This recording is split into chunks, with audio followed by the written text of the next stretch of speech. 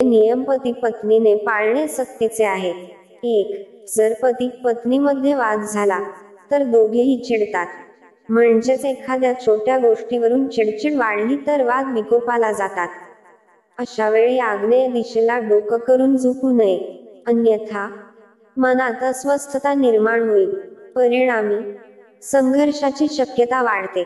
2. जर बेडरूमची खिडकी दक्षिण किंवा दक्षिण पश्चिमेला मध्यभागी उघडत असेल तर ती अनेकदा बंद ठेवावी.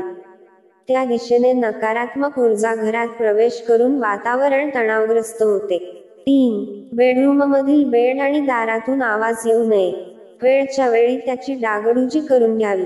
झोपण्याच्या स्थितीत डोके दक्षिणेकडे असावे. यामुळे चांगली झोपही येते आणि वैवाहिक जीवन आनंदी राहते.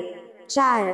घरात फिश टँक असेल तर हरकत नाही, पण बेडरूम मध्ये फिश टँक ठेवू नका. तो हॉलमध्येच ठेवा. 5. दाम्पत्याचे झोपण्याचे ठिकाण अर्थात अंथरूण किंवा बेड दारासमोर नसावे, तसेच खिडकीखाली नसावे.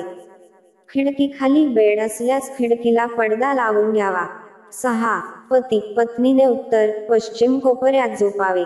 डोकं शांत राहते, वाद कमी होतात. 7. बेडरूम मध्ये हलक्या रंगाचा पेंट वापरावा. भिंतींवर उग्र चित्रे लावू नका. बेडरूम मध्ये मृत व्यक्तीचा अर्थात पूर्वजांचा फोटो लावू नका. त्याऐवजी पती पत्नीचा छानसा फोटो फ्रेम करून बेडरूम मध्ये लावा. तो फोटो पती पत्नीमधील मतभेद मिटवण्यास हातभार लावेल. 8. घर लहान असले तरी आपल्या झोपण्याच्या जागी किंवा बेडरूम मध्ये देवघर लावू नका. घराचा ईशान्य कोपरा स्वच्छ ठेवा आणि बेडरूम मध्ये झोपताना पाण्याचा तांब्या भांडे खोलीच्या ईशान्य कोपऱ्यात ठेवा. 9. दर शनिवार रविवार एकत्र देव दर्शनाला जा. दिवसभरातील एक जेवण तरी एकत्र बसून जेवा. संवाद झाले नाहीत तरी हरकत नाही. सहवासातून प्रेम उत्पन्न होईल याची खबरदारी घ्या. मित्रांनो, जर तुम्हाला हा व्हिडिओ आवडला असेल तर तुमच्या मित्रांसोबत शेअर करायला विसरू नका. असेच आणखी माहितीपूर्ण व्हिडिओ ऐकण्यासाठी कृपया आमच्या चॅनेलला सबस्क्राईब करा. तुमचा अमूल्य वेळ आम्हाला दिल्याबद्दल मनापासून धन्यवाद.